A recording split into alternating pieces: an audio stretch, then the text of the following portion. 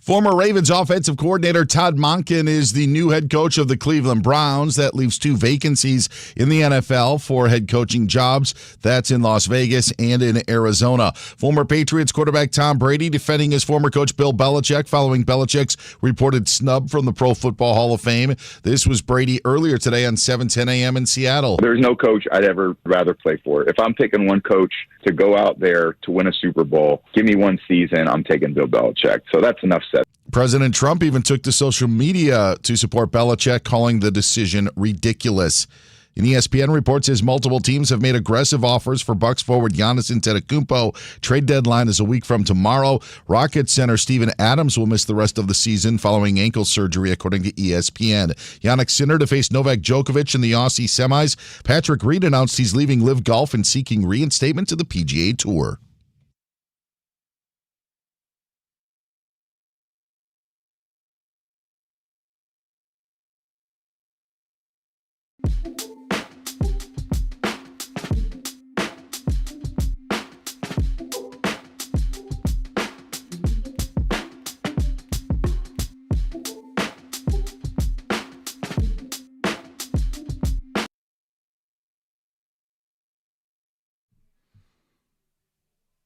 All right. Hey, Iowa Sam says we're hot. I think that means we're on the air, or he's just really complimenting us today. Oh, thanks, Sam.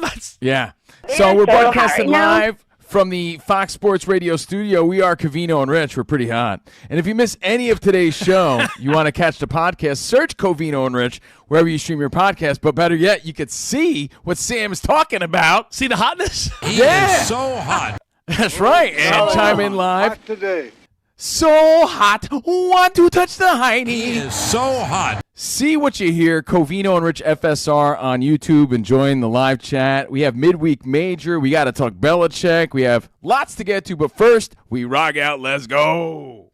All right, doing it live from the Fox Sports Radio studio. And if you miss anything today, Danny G does such a great job putting up our podcast, does a best of every day. And if you want to see our crew and watch instead of listen, like you said, youtube.com/@Covino and Rich FSR. Let's start this bad boy. Let's the wild rumpus begin. It's a rumpus, not a rompus. But I do want to say hello to Kay Rain and Wilhelmina Kreider and Wes and everyone chiming in and chopping it up already. If you want to talk some smack, you can either call at 877-99 on Fox or hit us up on YouTube. You're a fan of a nice wild rumpus, huh? Rumpus is right. I saw, you know who I saw today? Sydney Sweeney Minaj. Sweeney and her new lingerie brand.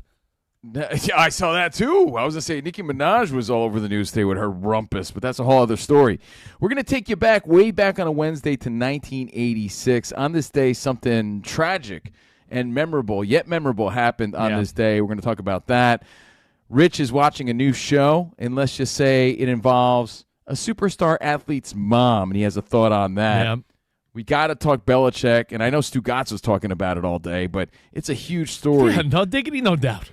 But, Rich, this Schwartz story is sort of funny. And Schwartz, you say? Yeah, may the Schwartz be with you. After the Browns informed defensive coach Jim Schwartz this morning, they were passing him over to hire Todd Monken. You just heard Dan Beyer talking about it as head coach.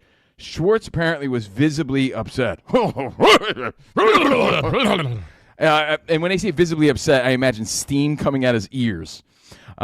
He said goodbye in the building. He was like, "Peace out, Cub Scout." And he told all the other coaches. Is that a direct quote? Peace out, Cub Scout? I'm improvising a little bit, Rich.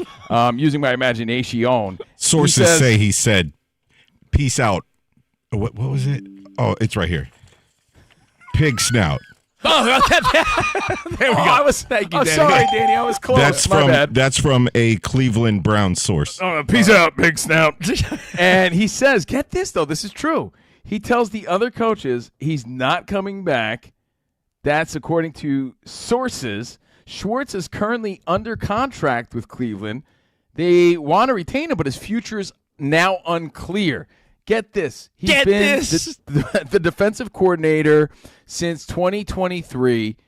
He's still supposed to be on the team, but he already sort of made a scene. it's kind of an interesting story. Again, Todd Monken is back. He was the offensive coordinator for the Ravens. And even before that, he was the offensive coordinator with the Browns in 2019. So he has history with the Browns. Okay. He's now the head coach. But Schwartz is like, I'm not having it. He feels overlooked and undermined and mad about the whole situation. I'll say this. The same way Mike McDaniel is known as an offensive mind, right? Mike McDaniels, you're like, I would love to have that guy run my team, but maybe not as a head coach. He's an offensive guy. Dan Byers, it's safe to say Jim Schwartz is one of those guys that any team would beg to have him be the DC, but maybe not the head coach? I think that's fair. I do think that he does rub some people the wrong way, so I don't know if it would be every team, but to your point about being a head coach versus defensive coordinator, kind of in that realm that you're looking at it, I think that he's best suited probably as a defensive coordinator. In fact, Brandon, who works here, one of our buds, big Niners fan like I am, he's like, how do you replace Robert Saleh? You strike while this guy's mad and say, yo, Jim Schwartz, come to the Niners. A guy like that could get the Niners defense back on track. And he feels wanted, and that seems to be what motivates the guy. He just wants to feel wanted and desired and not overlooked. And, of course, he was in the moment. He just got this news. But he did act like a bit of a sports baby. Big Baby Schwartz, Matt199 said. But he pieced everybody out. That's kind of awkward. Now, do you think he's going to come back? Well, you know what? But it does make you think of like other moments, Rich, where you just saw people lose their cool at the workspace and just bounce. Reminds me of a classic Seinfeld episode. I know Spot and I with Sam and the Seinfeld fans know this, but remember when George quit and then he just went back to work and pretended that it never happened? Is that Costanza over there? What are you doing here? What? Am I crazy? Or didn't you quit? When? Friday. Oh, what? That? Are you kidding? I didn't quit. What? You took that seriously.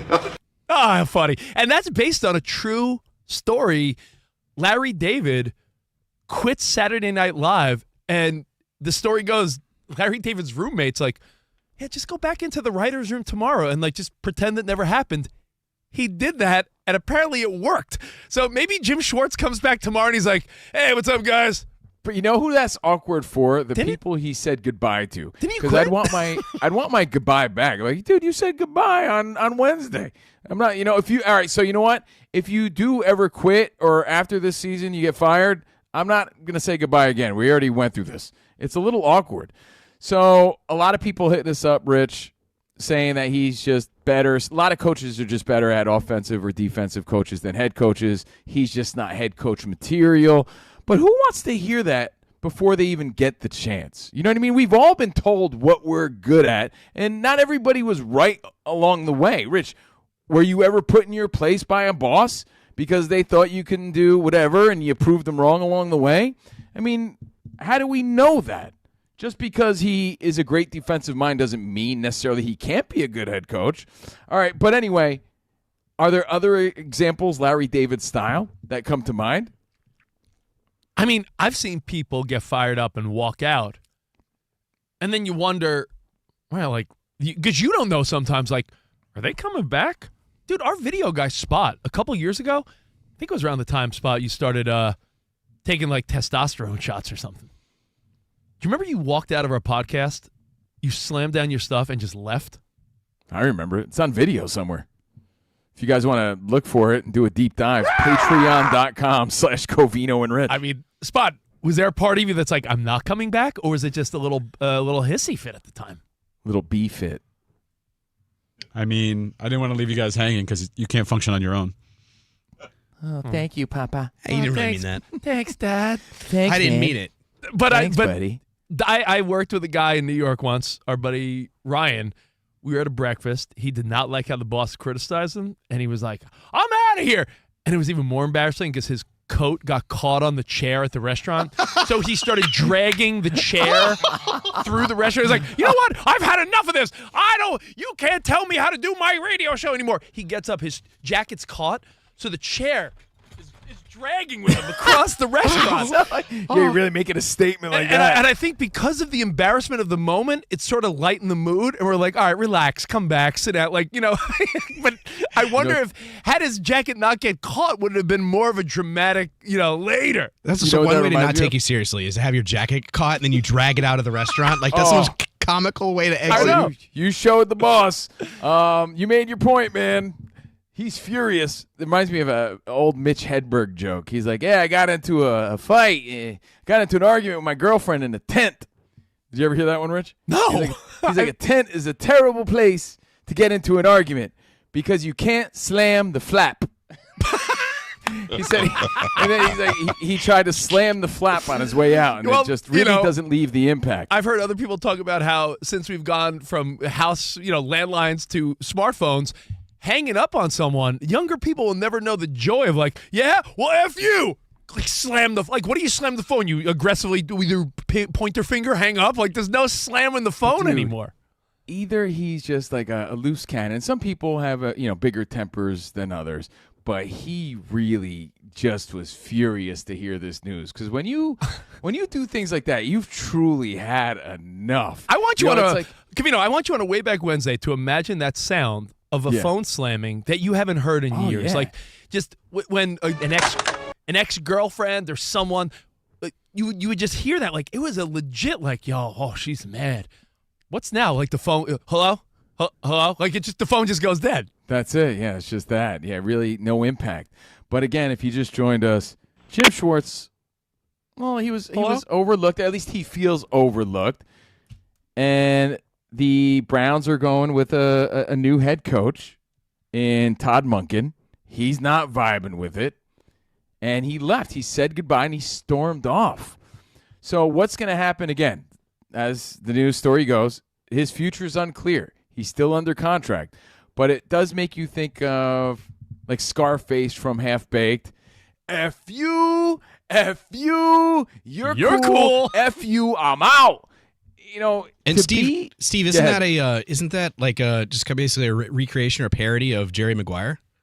He's like, who's kind of. He's like, who's coming? Yeah, with who's coming with? He's got the fish. I guess it was a little different. Yeah, I heard Sam, Jim Schwartz held up a goldfish. That is a true story. I heard, right? But that's what makes it so funny because it's art imitating life, right? But I feel like we see it more in art, more in movies than we actually do in real life. How many times in your life have you seen this? You're there at the office and some guy just loses it. Rich and I have one story that comes to mind where we're in the studio and, one of the programmers called up an old producer of ours and yelled at him or whatever. The kid, if you remember our old producer, Sammy Rich, he threw the chair down. He started throwing stuff and stormed out of the studio. Like, those are memorable moments, but in our 20 years of working together, it happened once. And we worked in several different offices. We haven't seen anyone storm off. So it's a really funny story. I mean, not to him, but if you can imagine what the scene was like what a big baby. It's never fun to be overlooked or feel that way. That's not my point. I'm talking about his reaction. Have you ever seen someone at a restaurant or like a little cafe or deli quit? Have you ever seen someone quit, not at your job, but like you just happen to see it go down? Again, more in movies. Like I saw someone once at like a New York City little, like a little coffee breakfast spot, get in a fight. He took his apron off, his little pastry little apron deal, slammed it down. He's like, F this, I'm out of here. And he hopped over the counter and left. And I'm like, oh, damn. That's funny. You have to dig deep into the memory just to pull out that story.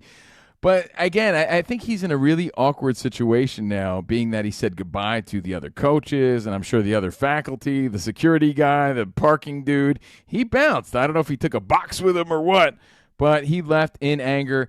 And you have to imagine, and again, I'm speculating, that he and Todd Monken, if he were to come back, are going to have a conversation about why he feels this way, right? So he did act like a big baby, but these are big opportunities. No one wants to be overlooked, like I said. But what are your thoughts on Jim Schwartz storming out of the facility? Todd Monken's the new coach. And any other examples of you just witnessing things like this firsthand? I do want to give it a little context. Jim Schwartz obviously overlooked. But if you do look at his career as a head coach, he got 5 seasons with the Lions, and the one season he did have a winning record and went to the playoffs. I remember they started really, really good, and then, sort of tailed off. But as a head coach, Covino, 29-51, he had a 2-14 season, 6-10, 10-6, 4-12, 7-9.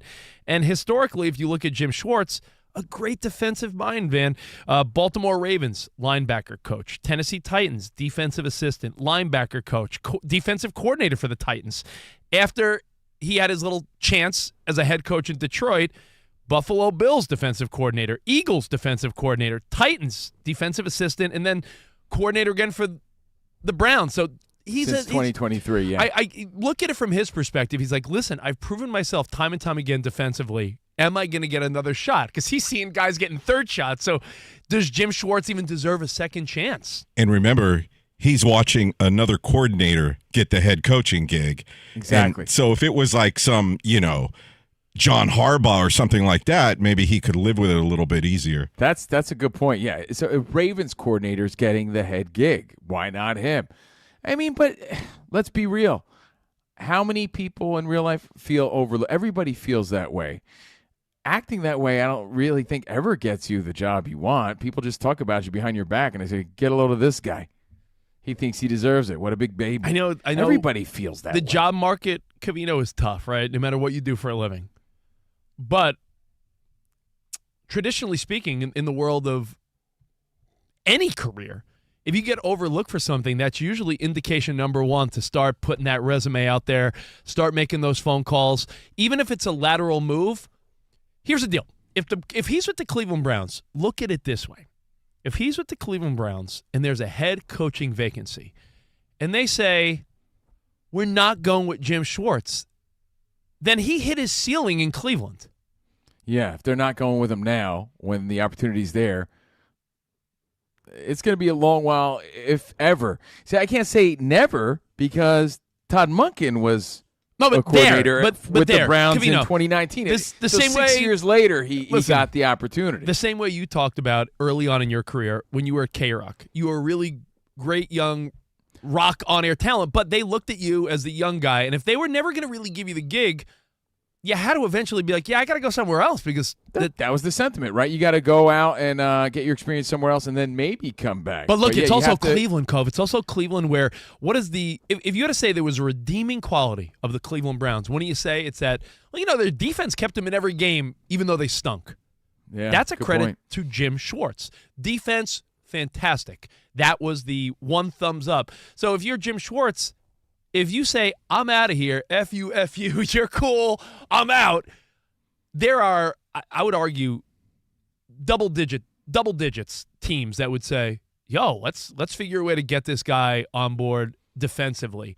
And then maybe you go from there to a head coaching job. But to stay in Cleveland. Yeah, I hate that idea of you have to leave and make your mark and then come back. I don't think that's always the case, Cove. But if it's not always the case because everybody makes their own path in life. But there's a lot of truth to it. I remember when I worked at Hot 107 in Syracuse. It was just 107 before you got there. I heard. I got there and they're like, now it's Hot 107. He is so hot. So hot. They're so hot right now. Rich is like Hansel right now. I remember Danny, Danny, you remember your old school days of even music radio. There'd be a vacancy, and they'd be like, yeah, there's an opening for the new night guy. And when you're in your early 20s, mid-20s, like, being the night guy is like, that's like the spot, right?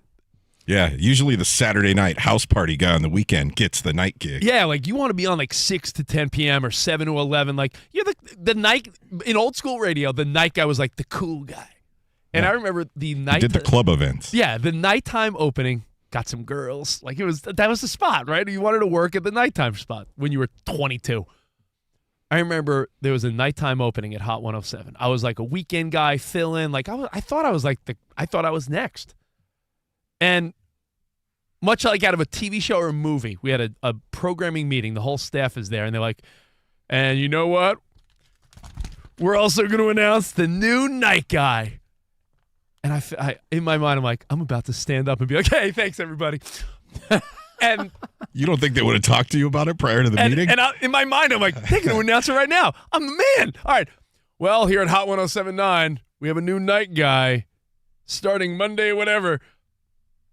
And I'm thinking they're going to be like, Rich Davis. They're like, Matt Johnson. I'm like, Matt Johnson? Matt Johnson's a dweeb. I'm like, but you know what? Think about if you acted like Schwartz did. How lame that would look. No, but you know what I did? I didn't storm out like Matt Schwartz, but I immediately was like, I'm out of this place. I'll work here and I'll stay employed until I figure it out. But that was my indicator. Yep. That was my indicator. Like, yo, the Here's job, what they think about you. Yeah, I'm out. And Covino and I always said that in our career. Like, if they're looking for a fun lifestyle sports show, and they pick someone other than us, then we got to go somewhere else because that's like I get we're overlooked. I just think, but there's a way to handle yourself. This is like the epitome of a hothead. This is hothead baby behavior. Well, it's funny outside looking in, but you know what the best one is? This is like second in recent history. But Coach, Rich. Danny G and Dan Byer and I were saying, like, I'm a little familiar with Schwartz for some reason. I don't know why. I always found him fascinating.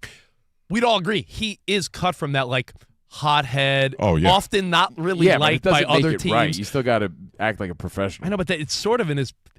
It tracks, It's in as his they DNA. say. This doesn't shock me. Okay. Yeah. But one that stands out, and I got to give props to Wilhelmina Kreider, Green 4877 on the chat. Covino and Rich FSR live chat on YouTube. Antonio Brown was one of the best ones looking back. I mean, clown behavior for sure, but you'll never forget it. You know, there is some beauty in going out like that. If you're really done, that might be the best way. We all had fantasies like that, right? I mean, the day if I ever quit this job one last day, oh man, what I'm going to do to the boss's desk before I leave. Why does everyone? We all have why these is fantasies. the go-to? Everyone says they want to take a poop on the boss's desk. Why is that like Because you do sometimes. Oh. That's why, and that's exactly what I was thinking. I would never do that, but I've dreamt about it. But the AB thing, like, of course, he's unhinged and unleashed, and that was so memorable. Imagine just dipping off on the field like that. He went out on his own terms. I mean, there's obviously, probably more than speculation that Antonio Brown is a troubled guy, right? Oh, yeah. But in that moment, though, when you're like, did he just take his jersey off? Is he shirtless, hyping up the crowd, walking out of the game? Man, this guy's a lunatic. I think he just quit. So, yeah, that's the update, guys. He's passed over. And Rich, I think you made the best point. Yeah. That's the writing on the wall. So take a good look at it and read it. That's your sign, not just his, your sign that you got to move somewhere else, move on to get that opportunity. Yeah. Unfortunately, that's just how things work. Do you put ejections in the same category? So that's not getting fired. That's more temporary. But how do you feel about when a manager or a coach, quote, gets their money's worth? Like when, remember Wally Backman's throwing bases around, or like a Lou Piniella, or hilarious, but in reality embarrassing. Here's the difference, right?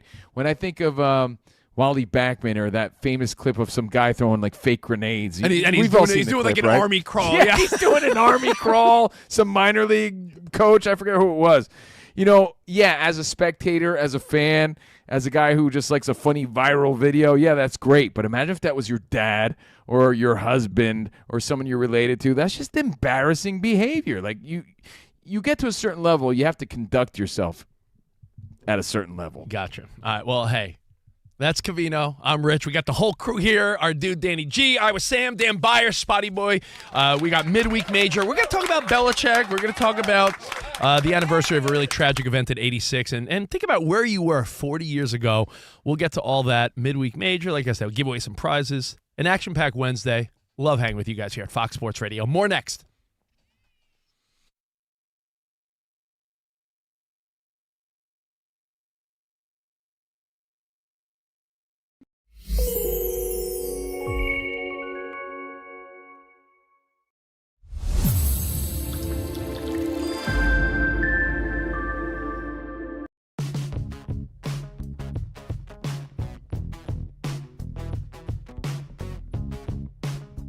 We got NFL breaking news. Oh, What DB, up, DB, let's go.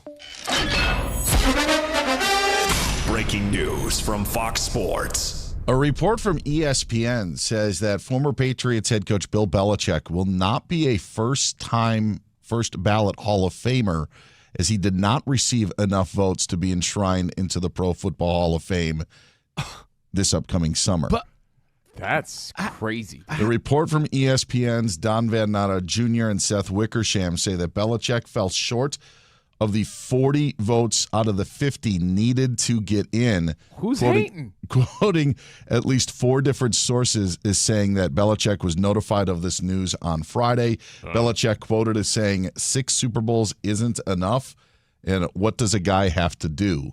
But Bill Belichick will not be a Hall of Famer this summer, according to this report from That's ESPN. That's a joke, dude. That's only a joke second to Rich not being acknowledged by his Syracuse alma mater. That's a joke. I can't believe that. That really is. I know he's had a rough year plus and a shaky storyline in recent history, but what he did in the NFL is unmatched, and I don't know how that's possible. So he must have rubbed somebody the wrong way. He needs to. Are you sure one of the voters isn't Jordan Hudson's dad? Seriously, that makes zero sense. Honestly, like I'm. This is tough too. I'm gonna. He's right. What more does he have to do? What more does he have to do? It's kind of a no news sort of thing, but I think it was so surprising in hearing that because we all just felt it was a foregone conclusion. Mike Holmgren got to the final round of balloting last year and ultimately did not get in. I think that he should be in. I think Mike Shanahan should be in. I think a bunch of these guys should be in. And now it's like their case isn't as good if Belichick's not getting in at this point. By the way, that's really another stupid. Mike Shanahan, Holmgren, these guys are generational coaches, and Belichick is on the top of that list. That is wildly bizarre to me. It's like Covino.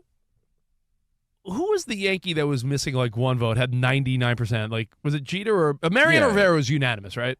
Mo was, I think, the only guy unanimous. Yeah. And Jeter was one vote. Yeah. Like one guy. And it's like, who is the person that said, 5 World Series, the captain, clutch, Mr. November? I'm a Mets fan. I don't Just like a the hater, Yankees. bro. But in my mind, I'm like, to not vote Jeter in, to not vote Belichick in, those jabronis deserve to get their vote taken away. You could think whatever you want about Belichick as a person. You Grumpy, can hate the Patriots. Yeah, it doesn't matter because I think everyone should be able to acknowledge what he did for the Patriots and in the NFL. Damn. So that's just ridiculous. Thanks for the breaking news, DB. Yeah, that's wild. That's wild. And really there's one other layer to this. He was in a coaches category. Bob Kraft, Patriots owner, is a finalist in the contributors category. So you wonder, did Kraft get in? And they're like, we don't want to mess with Belichick, or we'll have to see. We'll have to see how it plays out. But both were up for possible enshrinement this summer. But Belichick apparently not good enough to make the cut. We'll see if the Patriots. Wouldn't you think owner there's a is. mistake there? Like, there has to be an error. Like, was there a hanging Chad involved? Right. Was there It's a misprint. Is it the case of the hanging Chad 25 years later? 26 so years later? My stupid. goodness. Well, think about it. If you're voting, forget the 6 Super Bowl wins, 9 Super Bowl appearances, right? The 2 Giants losses and the Eagles loss.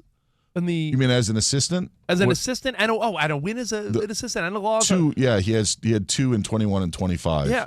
So, Mike, Super all Bowls. that and nothing, huh? No beans. Dedicated his life to the NFL and was great at it. That's a joke. I feel like someone's out for him, if not a misprint, or he really did something behind the scenes we don't know about, because that makes no sense at all. Yeah, there's a lot of people that just didn't take kindly to the fact that he's affiliated with some cheating scandals. And that's why your boy Carlos Beltran even got some flack, but he got voted in, but there was a lot of speculation, and some people really hold a grudge more so to certain people than others, and Bill Belichick, not the most likable guy, maybe rubbed some people the wrong way, and they're like, you mean Bill, Spygate Bill, Deflategate Bill? Dan Beyer and I were talking about that during the break, that, there are people that might say, of course he's going to get in, but because of Spygate, maybe just not the first time.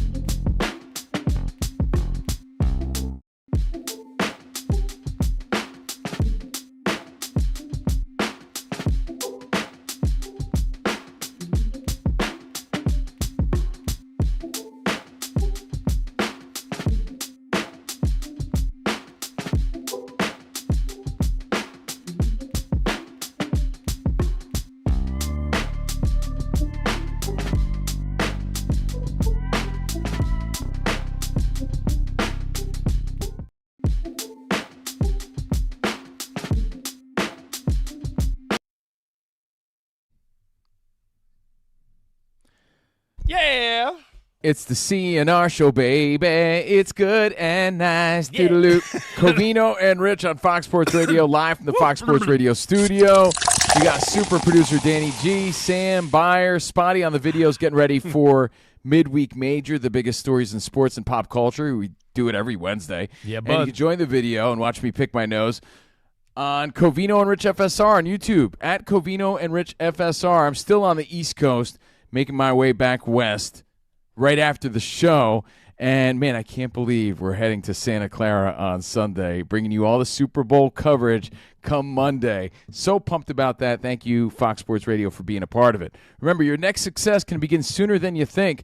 Put your goals within reach at University of Maryland Global Campus, an accredited state university. Apply now and save with no application fee. Classes start February 11th. Learn more at umgc.edu. And have you ever wiped with a piece of dry toilet paper and wondered, does it get better than this? It does. Switch to life-changing, extra-large, flushable Dude Wipes because wetter just cleans better. Available at Amazon, all major retailers. Dude Wipes, best clean, pants down. You think Jim Schwartz only had the dry piece today and he was just, on a different level of angry? Yeah, that would explain the F you, you're cool, I'm out. A la, we said, Jim Schwartz pulled George Costanza, if you remember this classic Seinfeld. Is that Costanza over there? What are you doing here? What? Am I crazy? Or didn't you quit? When? Friday. Oh, what? That? Are you kidding? I didn't quit. Why? You took that seriously. Oh, you took that serious? Jim Schwartz will be back at work tomorrow. But, again, Covino, he's a defensive coordinator expert. Does he deserve another head coaching opportunity? That's up for debate. He's like I always looked at Wade Phillips as one of those guys that, yeah, he got a couple opportunities, but some people are just better at a specialty. And you know what, Rich? I'm thinking about it off the air. I'm seeing the feedback at Covino and Rich FSR on YouTube. A lot of people talking about Bobby Knight. I'd have to say that in sports, the rules are different than in real life. Yeah. They just are, right? So, again, we're talking about a coach's temper. These are football coaches, hot-headed college basketball coaches, right? I think they play by different rules. But a lot of our conversation was in real life, it's hard to come back from these moments. However, I'm picturing Lou Piniella kicking and screaming like a big baby. It's such a baby look, a sports baby look, but nobody wants to feel overlooked, and that's what happened. Well, let's go to a couple phone calls. I do want to point out our buddy Rob, who's listening in our affiliate in San Antonio. Yo, Rob. Woo-wee. There's no basement in the Alamo. What's up, San Antonio? He said that minor league manager that you guys joked about, he went ballistic and threw the hand grenades. That's Philip Wellman. He did that in the 2007 Mississippi Braves Chattanooga Lookouts. I know this because manager Bobby Cox had no problem with it and extended his minor league contract the next year. And all the teammates, coaches, everyone seemed to love it internally. But I remember seeing that being like, this guy's lost his mind. And we're reaping all the benefits. And that guy's a San Antonio native, Coach Philip Wellman. So look at that. All right, let's go to Virginia. Want to say hi to Tony? Hey, Don. Yeah, here for Jim Schwartz, his job, he ought to work something out with the Ravens and become the DC there and play the Browns twice a year. Yeah, and you know what? Those little rivalries would be great for football. I mean, I just think that in certain scenarios, if there's other options, sometimes you got to bite your tongue and say, all right, I'll play it out until something fits for me. But I think if Jim Schwartz said, I'm out, I'm available now, am I crazy to say that there would be a team in the NFL that would jump to Jim Schwartz? I'm even thinking, like I said, my 49ers with Robert Saleh gone, I think there could be some room for a guy like him. Every industry is different, Rich, but what do we often say when things like this occur in the professional work world?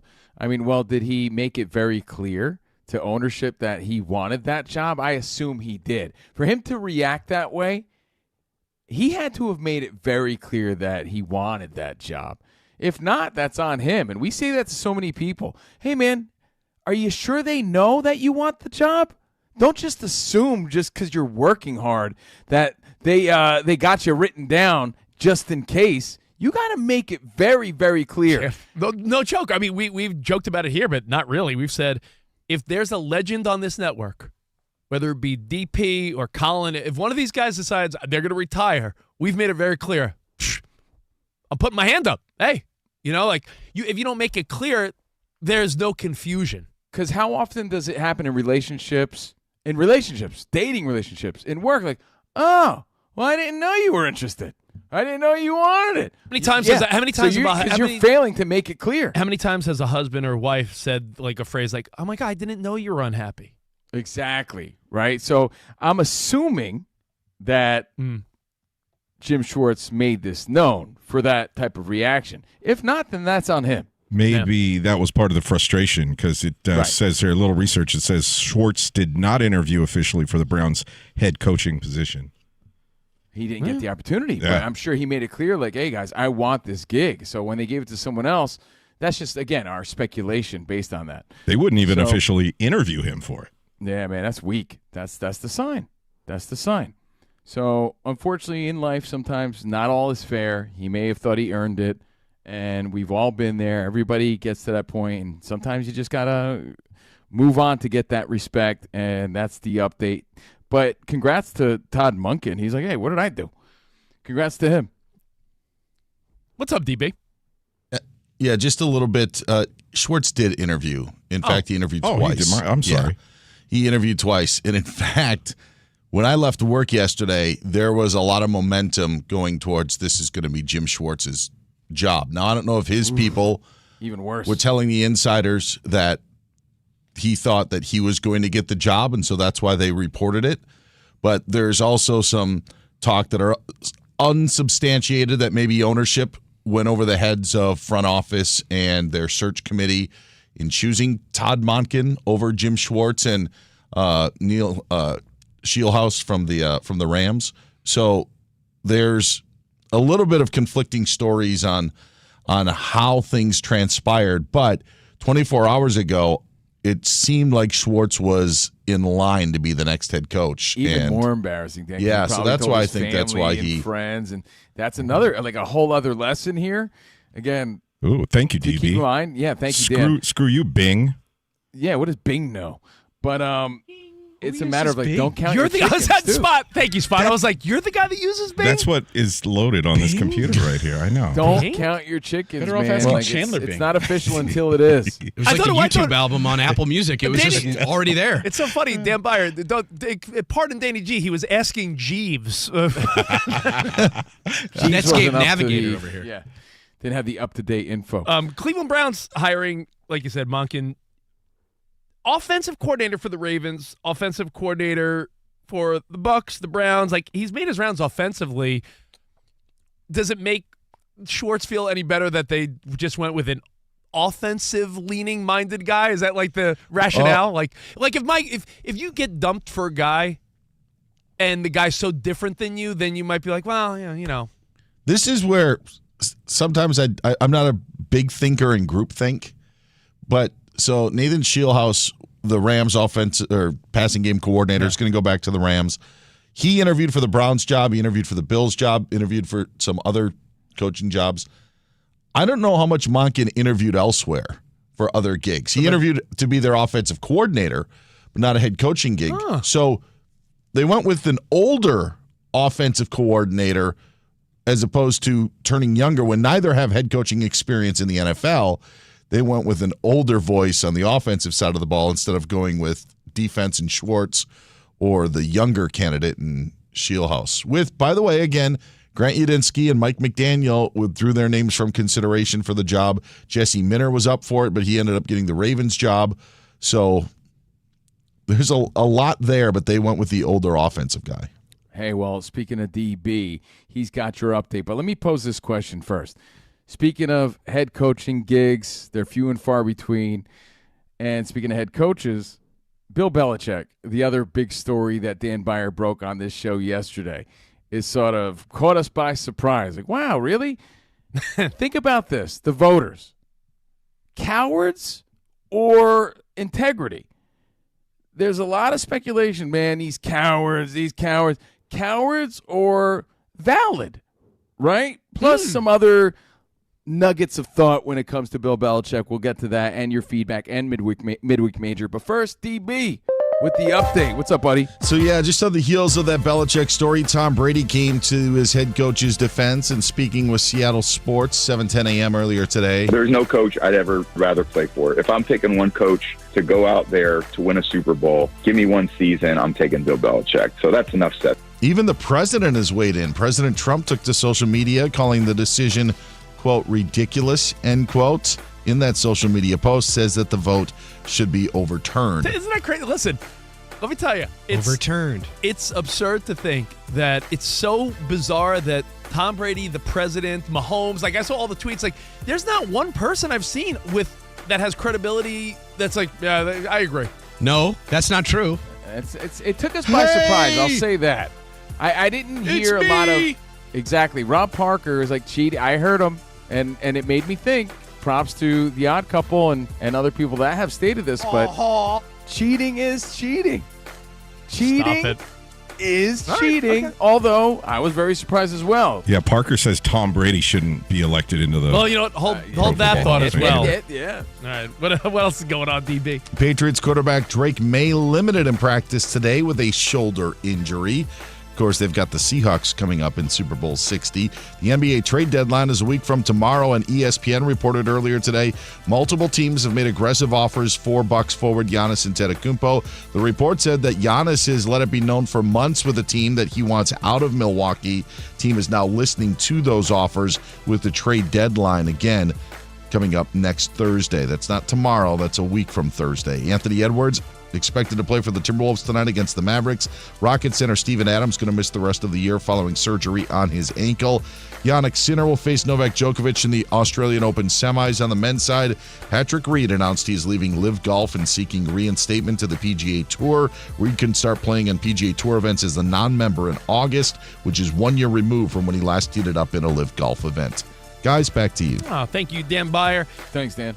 Some more thoughts on Belichick, and of course, next hour we'll give away some prizes with some words of wisdom. We got midweek major, and Covino, there's something I want to throw at you.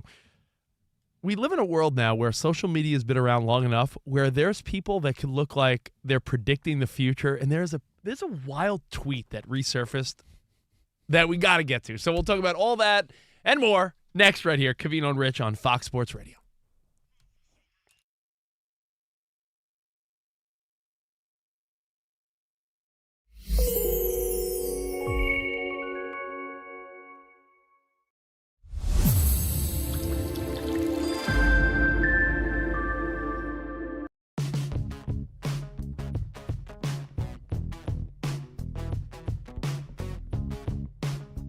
I'm a guy that you give me an emotional story, I'm pulled in. I'm a sucker for that. That's why, like, American Idol, the show stinks. You know what I like watching? Like the first episode or so where they show like the backstory of the kid. Like, oh my God, he lost his parents and he's deaf and he sings. Like, I love the story, you know? Like, if you're ever a shark on Shark Tank, let's say you have money to invest someday. I'm a sucker for the kid with a good story. If the person goes up there and cries, are you invested now? Dude, I get emotionally pulled to that. If someone's like, Ed is, his parents were in jail and he's an orphan, and then he, now he's singing on the big stage. I'm like, that's beautiful. Oh, jeez. So to me, when Mike McCarthy gets up there and lets the world know that, he grew up a Steelers fan, this is a dream come true, and he gets emotional. In fact, you want to take a listen to an emotional Mike McCarthy? Take a listen. I understand and embrace the responsibility, the privilege, and the weight that comes with this stewardship. This city, this franchise, this fan base means the world to me. Because Pittsburgh's my world, and it's just awesome to be back here. When a grown ass man gets a little choked up like that. Well, maybe you hit a point in your life where you think you're not gonna get that chance again, and you do. And not only that, it's his childhood team. How cool is that? The fact that he was crying made me think, even though we try to be macho men, like the Macho King, what's the limit? I'm not trying to be super machismo, like I said, but I think there is a limit despite tragedy, okay? If you're going through something crazy, I'm not going to hold it against you. You see our pal Bert Kreischer, who we saw at the Super Bowl last year. We'll probably see him again. Did you see Bert was on Drew Barrymore's show and they were cooking something, and he was bumbling and like hysterically crying, talking about his kids and his TV show? Did you see that? No. I have seen him get emotional before, and I'm not saying I hold it against anybody. If you're an emotional guy, emotional person, fine. But I do think there's a limit. And coming from a Vato background, Rich, I don't know if you knew this, but you only get 96 tears per lifetime. That old song? The Mysterians, right? That's 96 the song. teardrops. Mark of the Mysterians, 1966. They were Vatos. A lot of people don't know that. 96 tears you get, so you got to use them wisely. And I think you should get, realistically, about 3 a year max. And again, that's taking away tragedy and things like that, right? Because I'm not judging you, like I said. I'm not blaming anyone for being emotional either. I'm just saying I think you get about 3 a year. I mean, I've gone years and years without a single tear. What if you got a lot of big things going on? All right, if you're Fernando Mendoza, yo, Sam, hit me up with some ABBA. Tears of joy don't count. There it is. Tears of joy, I mean, that's just beautiful. What was it? Jim Valvano is like, if you laugh, you think, and you cry, that's a full day. He's like, you laugh and you cry each day. That's a full day. If you cry, though, as much as you laugh, I don't know if you need that type of balance in your life. Cove, when Fernando Mendoza wins the Heisman and he's in hysterics, at the end of his speech when they win the national championship, and he's like, I love Indiana. And then he's going to get drafted all within a year. There's his 3 cries in your mind. No. I'm not. I'm all for it. You grow, you change, right? When I was a little kid and I saw Mike Schmidt crying when he retired, it made no sense to me because I was a little kid. Like, what's he crying about? But now I understand as you get older. It's the end of an era. It's the end of a chapter. You get emotional because you just do. I'm not holding that against anybody. So, tears of joy, Mike Schmidt tears, Mike McCarthy tears, not holding it against anybody. What's your limit, though? I'm saying 3 a year. I think that's pretty fair. To me, I cry like 3 times a week. That's great. You need to talk to somebody then. I don't know about crying. What do you call crying, too? Because, all right, if my wife sends me a TikTok video about, like, your kids are playing Little League and You got to try. Look, I'm not saying you got to be a man, okay? Because this doesn't make you a man. But I think you got to keep it together a little bit. I get, like, the feeling of wanting to blubber or, like, getting choked up and all that. But you got to try. Let me ask you this. Why, though? I'm not saying you got to be like your dad. But how many times did you see your dad cry? For me, like twice in my life. But my dad's like a stoic, unemotional dude. That's what I'm saying. I'm not saying you need to be like that. So I'm giving plenty of leeway by saying 3 a year.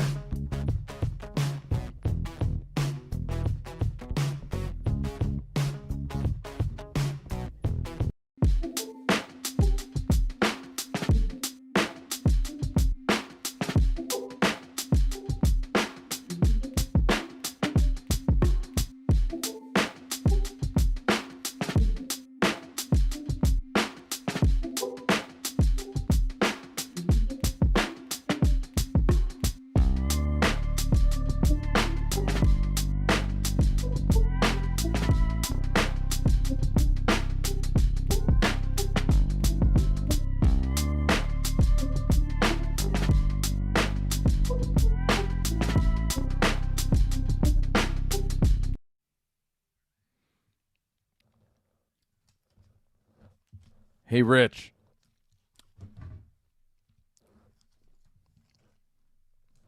Danny, Sam, Beyer, did you hear the biggest surprise in sports? Tyson Fury's out of retirement today.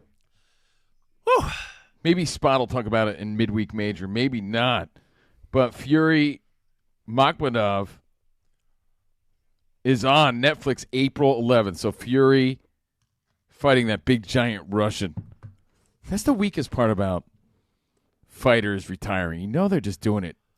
So they're like, please come back. I'll pay you to come back. I know we're talking about boxing versus sports entertainment, but I find the boxing retirement has the same credibility as like an old school like WWE retirement. It really has about the same credibility. Hey, Macho Man versus Ric Flair retirement match. You really retirement match? Well, I wanted to bring that up in case Spot didn't have it in the biggest headlines in sports and pop culture. We do that every Wednesday. Check with me first. How about that? Plus, midweek major, and Mike's Wednesday Words of Wisdom. Okay, so we got your chance to win some prizes. But we're live from the Fox Sports Radio studio, and it's time for our Tire Rack Play of the Day. Ooh, it's time to start paying attention to college hoops. Number 3, Michigan pulled that one over number 5, Nebraska. Cano, no-look feed back to Yaks. Stutter step at a drive. Right block, pitches left corner. McKinney shot fake, takes left baseline. He floats, he got it! Over the front of the rim, barreling into Hoiberg! 74-72 Michigan! Michigan wins 75-72. That was courtesy of Learfield Sports, and that's our Tire Rack Play of the Day. And for over 40 years, our good friends at Tire Rack have been helping customers find the right tires for how, what, and where they drive. Ship fast and free, backed by free road hazard protection with convenient installation options like mobile tire installation. TireRack.com, the way tire buying should be. So I'm Steve Covino, back in Jersey, Union, New Jersey. That's Rich Davis and the crew back in Los Angeles, Fox Sports Radio studio, and Bill Belichick is all the buzz. Oh, man. When Dan Byer made that announcement, breaking news on our show yesterday, we were all sort of shocked. Like, how is that possible? Then you start doing some sort of deductive reasoning. You're like, well, he rubbed people the wall. Oh, yeah, well, he's part of a cheating scandal. That's definitely why. So they're trying to make a point. So because, leading up to it, Rich, it wasn't there like there was a lot of buzz about he might not get in. I didn't hear one person say that. And I think that when you hear Tom Brady, or even saw tweets and messages from Mahomes and, people that are very involved, it's so undeniable that he's arguing. Tom Brady's going to have his back because, he was part of a cheating scandal too. Arguably, if not the best coach of the last 50 years, and he's not a first ballot Hall of Famer? That's insane. It does seem insane, but it makes more sense when you put the pieces together as to why. All right, then, is it fair? These are all things we could speculate. So I'm asking, because I keep reading like these guys are cowards. And you know what? I would have voted him in too. But as far as conversation, like cowards, or maybe they have a crazy level of integrity and they're like, yeah, not this time, buddy. You're probably going to get in just, when we say it's okay. So is it cowardly or is it integrity? Do they have a valid point to keep him out? Could I add and the Brady thing is also a big question mark. Could I add a third option? And by the way, the Brady thing is interesting because by that deductive reasoning and that logic, you would say, what, is Brady not a first ballot guy? I mean, if you imagine not voting Tom Brady into the Hall of Fame first ballot, that's even more preposterous. There's a lot of ways to look at it. Here's my third option. What about the thought of, hey, you know what? Maybe it's a power trip. Hey, like when you give one of my favorite things is you never give someone power that doesn't deserve it. And you've given like some of these sports writers a power that maybe they haven't earned in your mind. Like, I always say, tell someone what you want, don't ask them. Like if there's, if you're a young kid at the club or something, don't be like, hey, is it okay? No, say, I need to get there. Like, I just feel like when you ask people instead of tell them, like I don't know, I think he gave these writers too much of a voice. Your thoughts, and I'm going to give you another little nugget of thought to make you think about it some more, but Belichick's not in. I'm sure he'll eventually get in. Mm-hmm. Is it valid? Is it bunk? Is it cowardly? Let us know. 877-99 on Fox. We'll give you our thoughts as well. Or is it some reporters power tripping, trying to get a little love? I don't know. We'll get to your feedback next right here on FSR.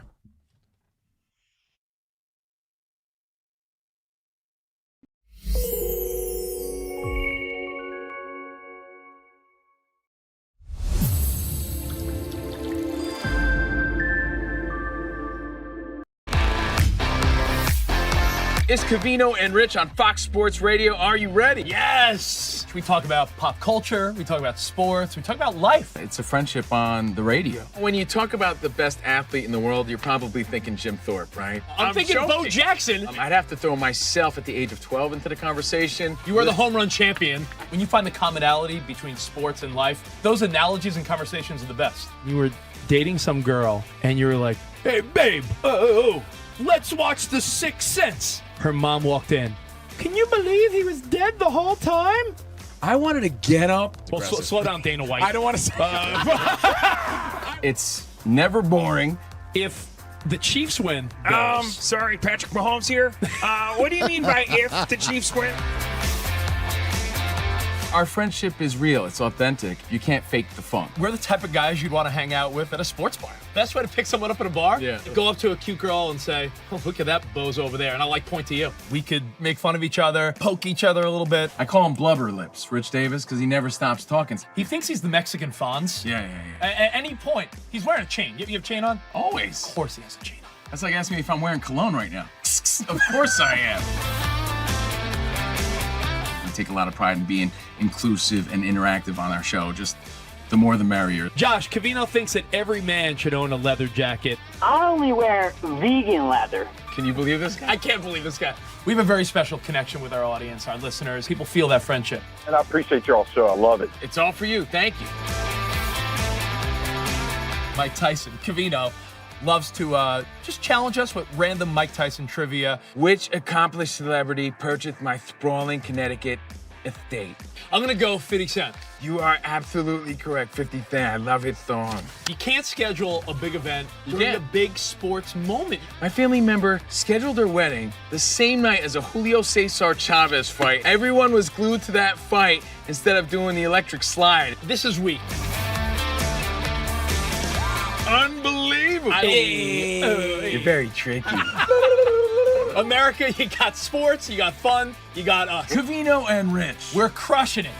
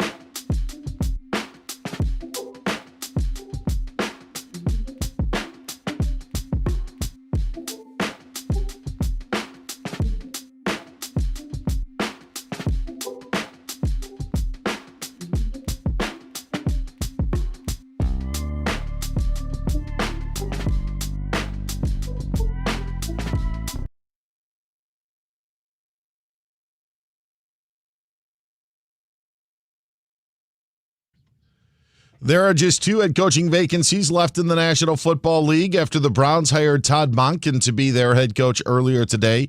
Former Ravens offensive coordinator, beating out Nate Schillhouse and Jim Schwartz for the job. Schwartz most recently was the Browns defensive coordinator, and reports out of Cleveland thought he could have been a front runner within the last 24 hours.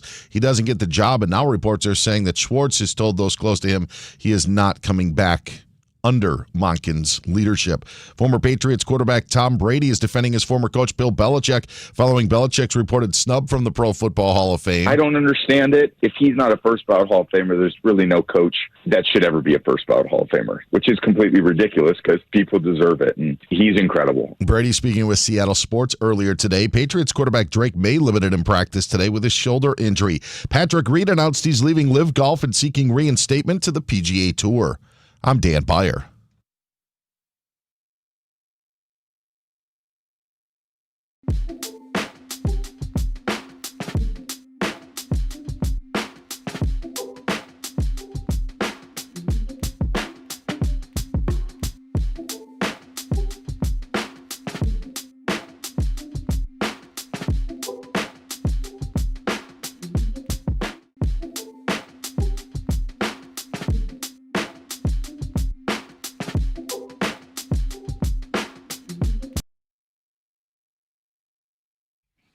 Hey, what's up, buds? Hey.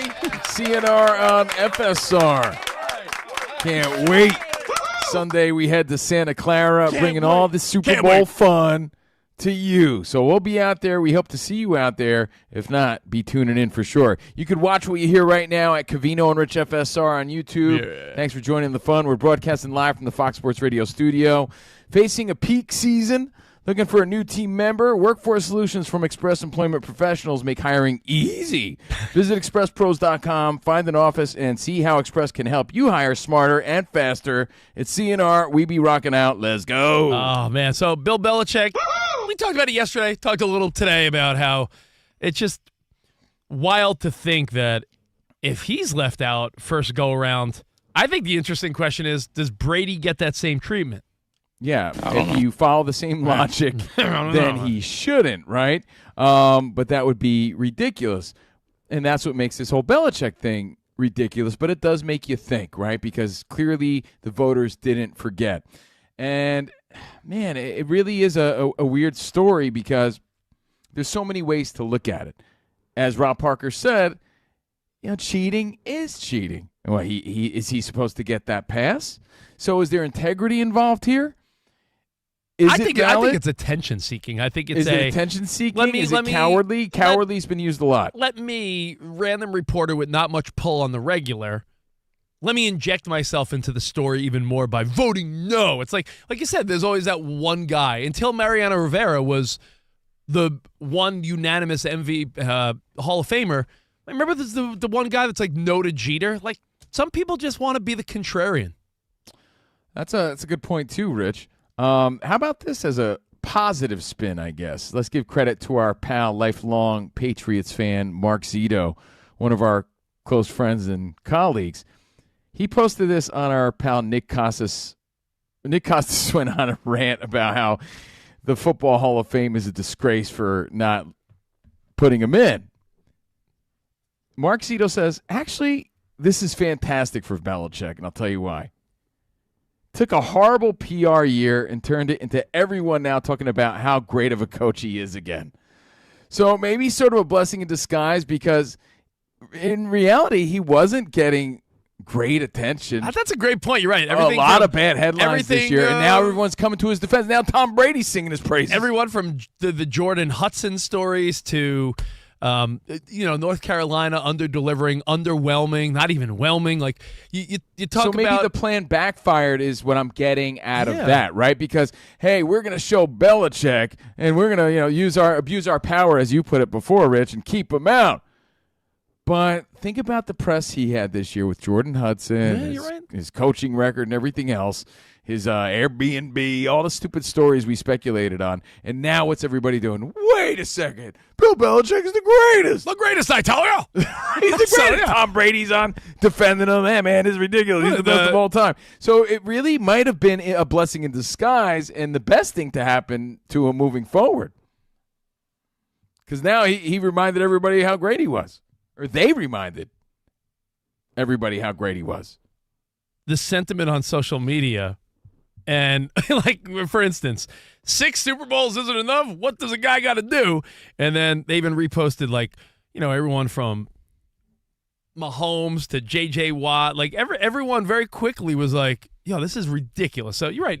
Mahomes said it first on our show yesterday. LeBron James even chimed in. So when you talk about the GOATs in all sports getting his back, you're right. Maybe it is a nice little PR thing for Belichick. Like, all right, it took this for everyone to be like, what are you kidding? This guy's the best. Endorsement after endorsement and indignation like that, I guess, sells really well, right? Yeah, in a way, it's sort of backfired, Rich, because so many, I would say 90% of the people are speaking loud in his defense. Like, what a joke. Yeah. Hey, you know what?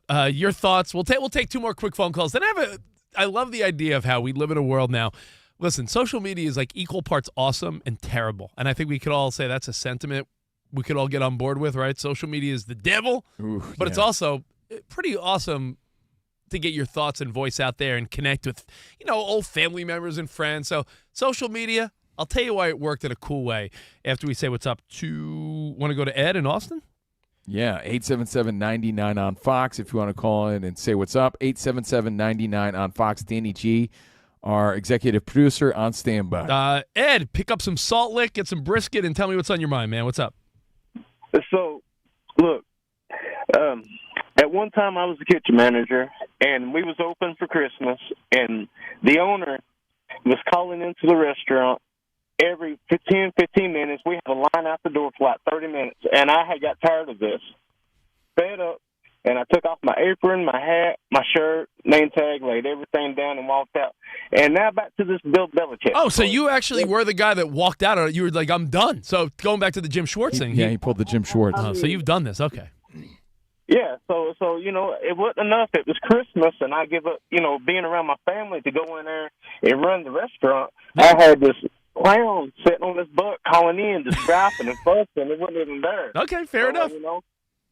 Now, Bill, look, I don't know. I'm biased about this. I don't know how long he cheated in these games before he got, caught, whatever. To me, sometimes you just got to put your big boy pants on and take accountability for the stuff that you do. Yep, I mean, that is true. But, Dan Byer, correct me if I'm right or wrong. Belichick ever face any disciplinary action? He didn't, right? Brady did. Brady for Deflategate, but Spygate there was never. Yeah, not off the top of my head. I don't think there was I don't remember Belichick suspended so many games. I think. Don't worry, I'm asking Bing right now. Yeah. Oh, thanks. Danny G's on it. But now he's doing his time. He's gonna do at least a year before they vote again. Let's say what's up to Pennsylvania and Derek. Hey, Derek. Hey, what's up, guys? I love you guys. You're awesome. Thanks, brother. What's up? Hey, so I wanted to chime in on the it's not a middle finger, but it's a walk-off, and it's one people don't talk about too much, is John Kruk. He got a single and made sure he hit 300 for his career and walked off mid-game and retired and left the stadium. That's, you know what? That's fantastic. When you were talking about like endings, I don't know why it always comes to mind. It's not an FU, but part of me wonders, did Joey Votto get thrown out of his last game on purpose just to be like, to end in a weird way? Maybe. Yeah, he's quite the character. I don't think so, but it's a fun way to look at it. All right. Well, thank you for the feedback. Appreciate. By the way, Belichick was fined $500,000 by the NFL, but never suspended for anything. Fines are. I feel like suspensions when something is real, right? That you get suspended. Like people get fined for wearing the wrong cleats. Like people get fined. The Patriots were also docked a first-round draft pick. What's up, Dan? I also think when you actually take away wins or championships, people say, "Oh, it doesn't matter. We saw it happen." I think those things do matter. I think when you take away those records, those marks, those wins, especially as he was trying to go, have the most wins in NFL history for a head coach, those things would matter. He didn't end up facing those, but when we talk about like penalties and stuff like that, if it was more severe, I think maybe, or if they felt there was more of a role, you could have done those sort of things. Yeah, no doubt. That's another great point. All right, I talked about social media, equal parts awesome and equal parts crappy. By the way, Big Mike doing his words of wisdom today, Danny? You're huffing and puffing over there. I haven't seen him today. Did he like a pre-record? He didn't want to miss out? Never heard of him. Of course he did, and it's right there in front of your sheet. It says... Oh, you think I read this? Yeah. Oh, I'm sorry. 3:05 p.m., Mike's words of wisdom. Mike was here and he disappeared. I read it. I know. That's why... Danny reads it. I mean, Spot reads it. I mean, he was starting to feel a little under the weather, so I left. I'm not feeling the best today. So Mike left his words of wisdom. So let's do this. Let's play Mike's words of wisdom. We'll get a winner for this. And then I thought about social media and how, more so than ever, we're having these amazing paper trails in the world of sports. Every Wednesday, we give away prizes. Let's do this.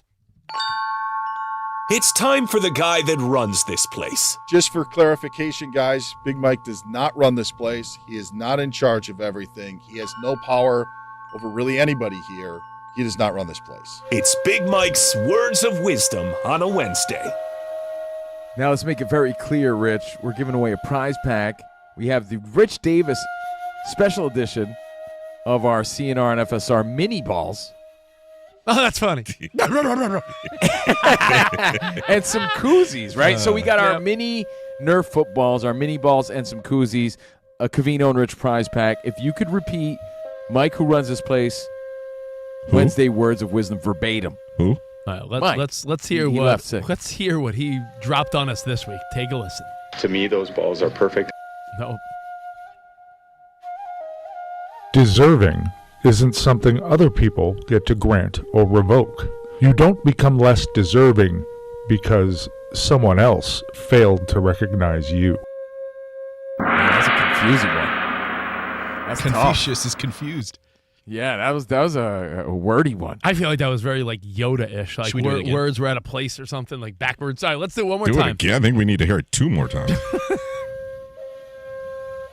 Deserving isn't something other people get to grant or revoke. You don't become less deserving because someone else failed to recognize you.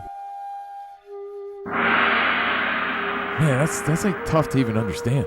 It's just been revoked.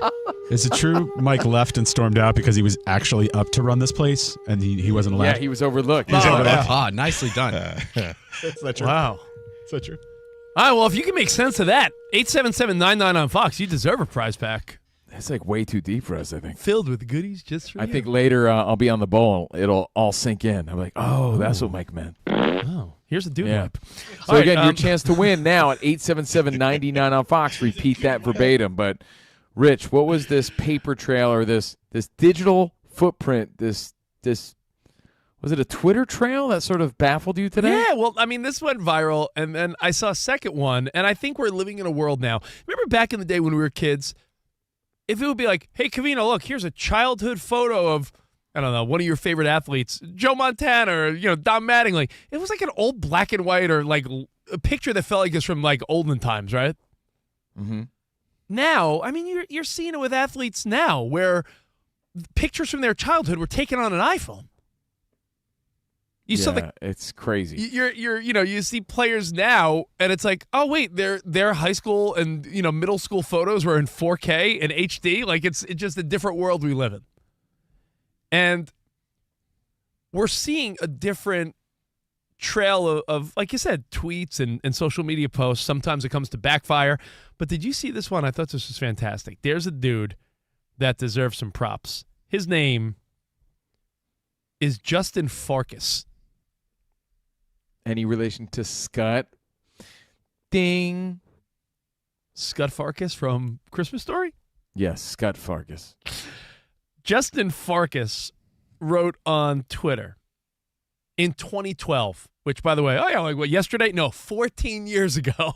14 years ago, Justin Farkas on social media wrote the following.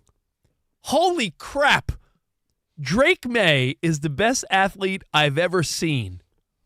Playing up a league and still the best in the league. And then someone wrote, what's the context? Drake May, 9 years old, 4 feet, 80 pounds, playing up with 12-year-olds when he's 9, stiff-arming them and running circles around them.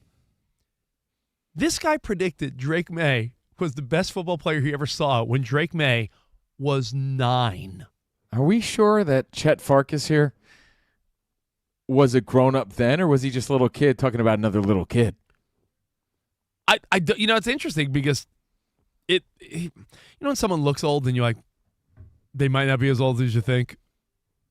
I'm not sure. Justin Farkas does put this out there, but the reality is we live in a world now where you could see a tweet about someone. It made me realize there's another one out there. He must have stood out at an early age. I'm not surprised. Every time we talk to professional athletes, I love hearing about that aha moment. That moment where they realized they were a lot faster than the other kids. And clearly this what's his name? Justin Farkas clearly saw a little kid that was way dominant, and he felt the need to tweet about it. Dan Byer, really cool. Have you ever seen the one about Paige Beckers? No. Danny G, Spot, everyone listen. This is another great one. A guy named Gary Knox, who is a scout, saw a young Paige Beckers, and this is a tweet from 2013, 13 years ago. Remember the name Paige Beckers, 6th grade, think Diana Taurasi, best 6th grade athlete I've ever seen. And so I feel like you're going to see a lot of swings and misses, but occasionally I think we live in a world now where social media has been a part of everyone's life now, that you're going to see more and more of these pop up where, and you're like, it was cute that, I used the word cute, I know I did, but when you see like little pictures of Fernando Mendoza interviewed when he's like a Pop Warner football player, you're starting to see more and more of this, like I said, in high definition, because my goodness, time is flying. And I think it's a pretty cool thing. I credit those two tweeters for actually naming these athletes and being like, they could be great. They, at the time, what was it recently? It was like a year or two ago where someone found a tweet of like something odd that happened in society. And it was like if enough people tweet about something and it comes true, that you will be able to find like that one tweet where it's like, oh, that actually was true. This one person was seeing it in the future. But it's sort of just like by chance. And by chance too. Do you remember last Halloween we joked about how this is true? There was a couple like a decade ago for Halloween was Travis Kelce and Taylor Swift, but they just were they were a couple, right? But they were just the individual costumes of like, yeah, I guess I'll be Travis Kelce, and his girlfriend's like, I'll be Taylor Swift. And fast forward a decade later, it's like, holy crap, look at our Halloween costume and the significance of it. So yeah, social media has provided us a place to leave this sort of this footprint of proof that we hadn't had in previous years, because we could have all said things like this, but we had no proof of it. Yeah. So it is cool to have enough time go by where we could look back now and see some of this stuff. Drake May's brother, Luke May, was actually the most famous May because he hit a shot for North Carolina to send him to a Final Four. But so it runs in the family a little bit, but to have Oh wow. Yes, but to have that sort of comment, both of Beckers and May, is interesting because how much do we hear about burnout, right? Are these kids that we think like there's kids who have dominated and you're just like, okay, well that kid's just going to be amazing. Yeah, DB, I worry about it a lot with kids because sometimes I talk to my wife and I'm like, I feel like I'm not doing enough. And I coach all these kids. I'll talk to a parent. It's like, little Jackson's got football this day, basketball this day, baseball this day, then a private lesson this day. I'm like, he's 6. Sure. Give him a break. For Drake May to dominate other 9-year-olds, I don't think is surprising considering some of the pedigree to see where he is. But to the point of somebody saying it to that extent and then it actually coming to fruition is pretty crazy. Dude, my son is going to be 6. In a couple years, I'm going to start making proclamations about other kids. Maybe I'll hit one. Make just a few. Like, yeah, he looks like a little villain. So even if he gets locked up, you have that written down somewhere. I knew he was a criminal. Man, little Dylan. You gotta hedge your bets, man. You gotta, you gotta. There's the SNL sketch where Dana Carvey's playing Tom Brokaw, and he's about to go on vacation for 2 weeks, and they're like, the producer's like, we need you to record all these different things that could happen to Gerald Ford, and he's like, oh, breaking news: Gerald Ford chopped into little bits by a propane propeller, or like a plane propeller, and like he has to do all. Gerald Ford eaten by sharks. Gerald Ford, and like it just keeps going, and it's like absurd because he's like, oh, we need to make sure we have something in store in case one of these things happens. I do that when I record on Sirius XM sometimes. I hate to break the glass because I'm a professional broadcaster. I'm very involved at Sirius XM. Love being there. Wait, I thought you were live in New York. I try to do some things live when I can, but there are times I have to record something for like a Monday morning. You fraud. And I will guess. And I'll go back and re-record if I'm wrong. If I'm like, hey, last night, Sunday Night Football, man, the... oh, yeah, you have to have both sides ready to go. I'll say something like, man, Eagles, congrats, Philadelphia, big game last night. And I'm like, if the Eagles lose, I then go back and like, oh, man, I guessed wrong. I had interned at a couple news organizations, one being NBC, Dateline NBC. Remember when didn't you install the button in Matt Lauer's office? Shut up, Rich. I stole it, actually. I'm going to use it to lock you in the studio. Sorry. No, news organizations, they keep a log. Like, I found a database of all stories ready to go, like obituaries of very famous people. Yeah. So in case something happens, they're not scrambling last minute to pull together that information. They have it ready to go. All they do is like add updates as time goes on. I've heard but that. They have those packages ready to go. I've heard A-listers have obits, unfortunately, ready to roll. Interestingly enough, let me throw one more fun fact at you. I hit Covino with this morning on our other podcast. When you look at some of the players that we see in the league today, sometimes you might know something and other people are like, no, never heard that. So let me throw this at you. You might know this, you might not. Do you know anything about Sam Darnold's grandpa? Yeah, saw this the other day. His grandfather, Sam Darnold. He has a really cool name, right? Sam Darnold's grandfather's name is Dick Hammer. You don't have to dump that, Sam. It's his name. Yeah. You don't have know. His name. That's his name. What's in a name? His name is Dick Hammer. And not only was he an elite athlete, an Olympian with the coolest name, this guy was a stud athlete, Sam Darnold's grandpa, and he is the face. He's the Marlboro man. He's a Marlboro man. He left Hollywood to become a firefighter. Yeah. And they used him for the commercials. Yeah. He is one of the Marlboro men. Marlboro. I have a hard time saying that. Marlboro. Why do you say it like Jim Harbaugh? Yeah, Jim Marlboro. He's a Marlboro man. A Marlboro man. And again, an Olympian, a star athlete, and his name was Dick Hammer. And it's like, to think Sam Darnold winning a Super Bowl would make him the coolest guy in the family. How is that? Like, it's like good. Like, if you're Dick Hammer's grandson, he's never going to be as cool as his grandpappy. You win a Super Bowl? Not with a name like Sam Darnold. Not even if he wins the Super Bowl, Rich. He's still not as cool as Dick Hammer. Dick Darnold, Sam Hammer. No, what if Darnold wins the Super Bowl and he's like, I want to thank my grandpa Dick Hammer. Well, Dan, how old is Darnold? Is he? His grandpa. He never met his grandfather. I know. 26. No, he's old. Is he older than that? Darnold? I'd say probably about 28, 29. So Dick Hammer died a day before my birthday in 1999. So yeah, you never really got to know him. Yeah, never knew his maybe he was very young. Yeah. He's 28 years old, yeah. Okay, so like he just barely got, he was a baby. Well, rest in peace, Dick Hammer. A couple fun stories. Listen, we'll try to get a winner from Mike's Words of Wisdom coming up. We won't. I don't know if anyone wants to repeat that. People are itching. You could be like nobody.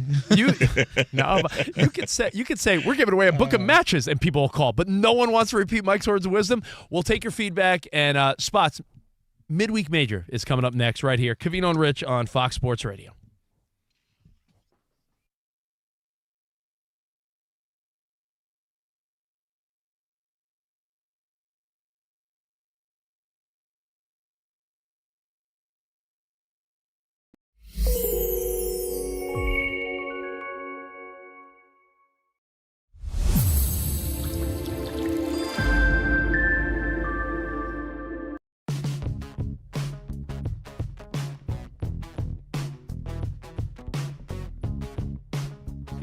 The coaching carousel continues. From what we're reading, the Cleveland Browns, which we all agreed was one of the positions that doesn't feel that appealing. Like, going to Cleveland, no offense, Cleveland, that itself is like, all right, I'm going to Cleveland. Fun times in Cleveland again. Cleveland! There's jingles on YouTube that we've been singing for 20 years that just paint the most terrible picture of Cleveland. And I'm sure it's a lovely city. I mean, we've had fun times out there. Let me read this message that we saw on social media. Danny G hit us up with this one. Cleveland, which, again, and you're not even sure what you're doing at quarterback. You're not sure if Shador's the guy. You still have Deshaun Watson technically on the roster. You don't know what's next for Cleveland. There's so much uncertainty. It's like you have Myles Garrett and the rest is like, what now? And they're facing lots of criticism. And a decent defense. The Browns, get this, are facing criticism for their unusual head coaching hiring process.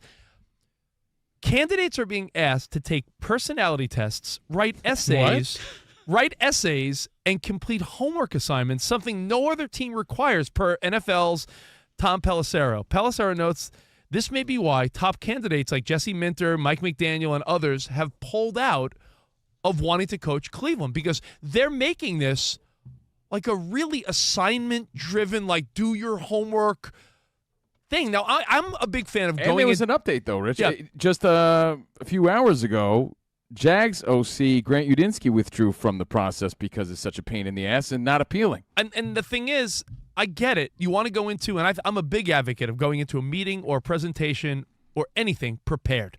Know where they went to college, know if they're married, know what their sports alliance is. I feel like these things help you along in personal and social and work settings. Do they have kids? Yeah, Anything to cheese up and schmooze about. Yeah, but I mean, like, the Browns making an unappealing job even that much more of a pain in the ass is so Cleveland Browns to me. So we had our video producer, Spot, go into AI. Though we are robot-free at iHeart. Isn't that the slogan? What is guaranteed human. Guaranteed. We are guaranteed humans, everybody. ChatGPT is a very good tool. I'm a human being. But our video guy, Spot, put into AI an essay if he were to apply for the Cleveland Browns job, and it's amazing what comes up. I think I may get the job. Spot, can you read a paragraph? You're the only guy applying. If everyone's backing out, let me tell you. Spot, apply with this essay. All right, Can you read everyone a quick let's paragraph? see. Ready? Okay, Yeah. here's what I got. The Cleveland Browns are a franchise defined by resilience, loyalty, and unfinished business. Ooh. Few teams in professional sports carry a fan base as passionate or as patient. That's true. And that reality demands leadership that understands pressure, accountability, and culture as much as play calling. I believe I am the right coach for the Cleveland Browns because I bring clarity, credibility, and a people-first approach to an organization ready to turn belief into sustained success. Wow, Spot, I think you got the job. I could go on. It's incredible. Give me one more line. Let me just give you my summation. So what I'm saying is coaching candidates, just throw it into AI and send it off. The Browns are not searching for a miracle. They are searching for leadership that aligns talent, culture, and accountability. I, Spot, am prepared to lead that alignment. With the right structure, belief, and commitment, the Cleveland Browns can move from promise to permanence, and I am ready to coach that transformation. Me, Spot. That's some good alliteration in there. Thank you. And I say this respectfully, okay? But when you're dating like a pretty average person and they have all these like unrealistic demands, it's like, you're really not that awesome to be barking all these orders. Oh, you ever see like a fat girl on TikTok talking about what she demands out of a man? It's like he needs to make 6 figures. He needs to do this. He needs to have this big package in his That's how pants. this feels. Yeah, it's like, come on, Cleveland. The Cleveland just Browns- be happy No, you're getting some qualified please. No, people. the Cleveland Browns Stop are the- making it so difficult. Yo, Covino, high five, bro. Cleveland Browns are the fat chick that's like, I need a guy that makes 6 Hey. figures, has a big package, and he's 6 feet tall. With analogies like that, you may need my essay, Rich. Now, some people, right, and some organizations have to take what they can get and just do their best. They're making it way too difficult, and they're going to lose on a lot of quality people as a result. I mean, and if you don't believe us, just listen to the update. So many people are backing out because of these demands. Can't say fat girls anymore? Is that what you're getting at? I have no comment. No comment. Okay. I'm not tying myself to that. I'm that not was all. getting That was all involved with you, Spot. Rich Davis. I was just reading a statement that Spot put into AI. Sorry.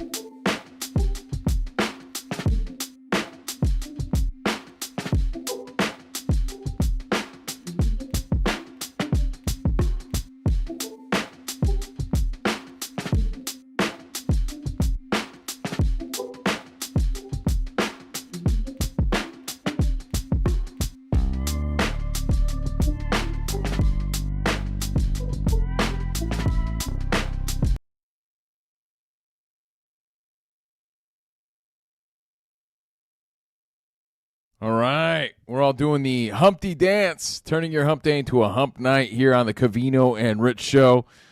My name is Steven, pronounced with an even. That's Rich Davis. He likes his oatmeal lumpy.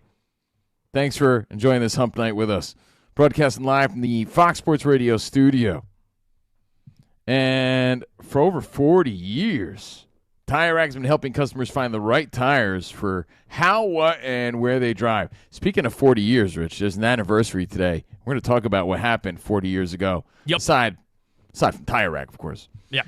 Ship fast and free, backed by free road hazard protection with convenient installation options like mobile tire installation. TireRack.com, the way tire buying should be. And now it's time for our buddy Spot and a segment he loves. It's called Midweek Major. Let's go. Covino and Rich get you over the middle of the week with Midweek Major. Ooh, I love that. We throw sports and pop culture headlines and topics at the fellas, and it's like the kids say. That's so mid. Week definitely major. CNR scoring. Midweek Major. Yeah, I got to go quick here to give Spotty a full 8 minutes before I hand things over to the number one and only host of the segment.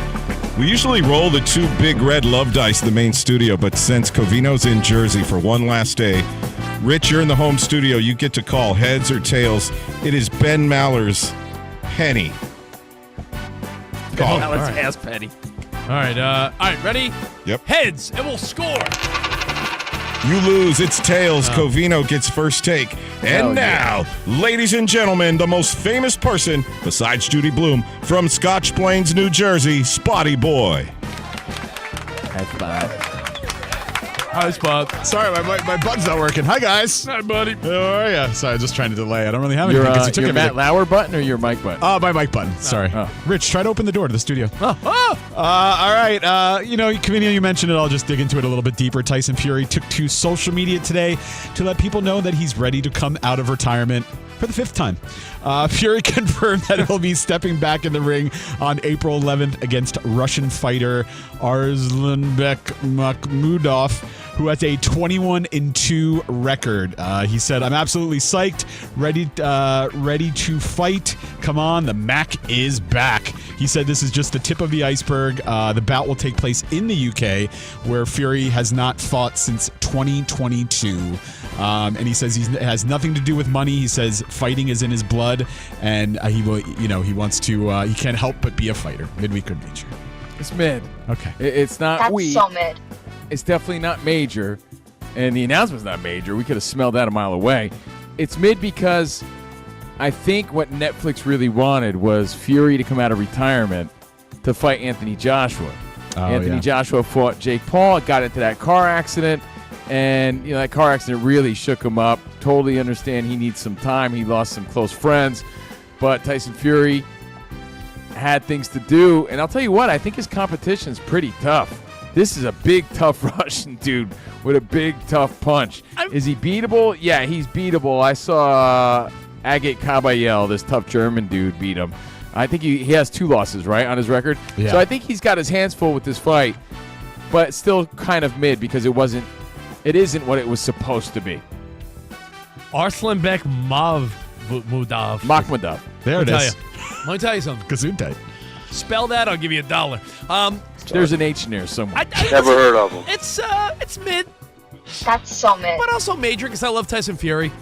Definitely major. I can't That's believe so it's mid. been since 2022 that he fought. He's an electrifying heavyweight. I don't know if he still no, got that's it. the last time he fought in the UK. I think it's been I was like, 2 what? years since he fought. Okay. These guys, listen, if you want to see like heavyweights fight, these guys are both, this guy's 6'6", and I think Fury's around the same height or maybe even taller. So you got 2 beastodons. So if you want to see the biggest dudes rumble, I think it'll be fun to watch. It's on Netflix. So like we said, most people have Netflix already. So, hey, have fun. I think it's fun.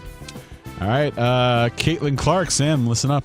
Caitlin Clark may be sidelined from playing, but that's not stopping her from working. So the Fever superstar has been tapped by NBC to serve as a special contributor for its NBA coverage this season.